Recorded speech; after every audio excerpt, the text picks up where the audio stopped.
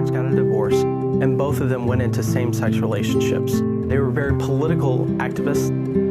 They joined the local board of directors of GLAAD. They took me with them when I was very young to gay clubs and bars and pride parades and events and campouts.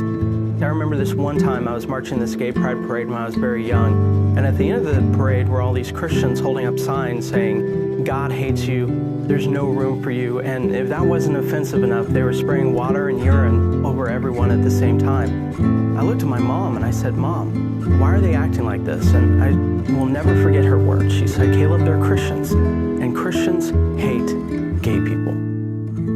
And so I really grew up not liking Christians. I judged the whole community based on the extremists of those on the street corners. And I had some friends who were always trying to make me into a Christian. So one of them invited me to a Bible study, and I figured I'd go.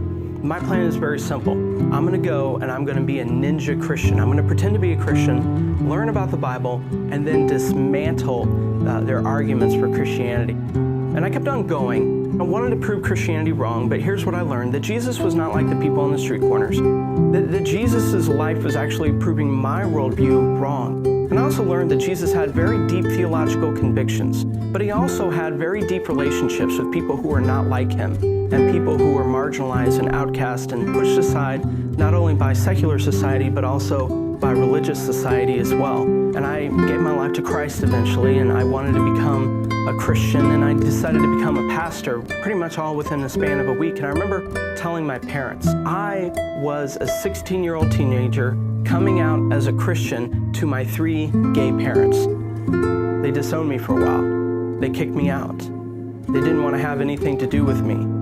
The same frustration and the same treatment and the same extremism that they feared from the people on the street corners, they gave to me at the same time. I went to Bible college and I said, Lord, if you ever give me the chance to lead a church, I want a church filled with people who are broken, filled with people who are questioning their sexuality, with people who have had abortions, with people who are in gangs and homeless and cutting and clinically depressed, and people who have their finances out of whack and their marriages are destroyed, and people who have ruined relationships with their parents, because that's what the church is.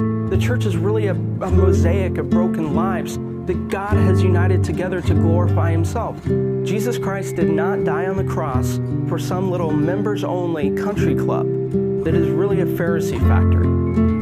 I preached at a church for 3.5 years. Both of my parents, separate of one another, moved down to Dallas, Texas. And they both started attending the church that I was preaching at. These are the same people that would make fun of people on the radio station, and they started attending my church. And the people in my church were nicer to them than I was. And I just think to myself, that's incredible. And it's messy, and there's tension, and it's uncomfortable. And you know what? That's what faith is. Do they believe in Jesus? Yes. Are they saved? Yes. Are they in a same-sex relationship? No. Do they still struggle with same-sex attraction? Probably so, yes. Will they slip up sometimes? I don't know. It's not my job to resolve this tension between grace and truth. It's my job to love people well and point them to Jesus, because Jesus is all about people. And when Jesus' grace intersects our messy lives, it looks like messy grace. But that's okay, because God loves messy people.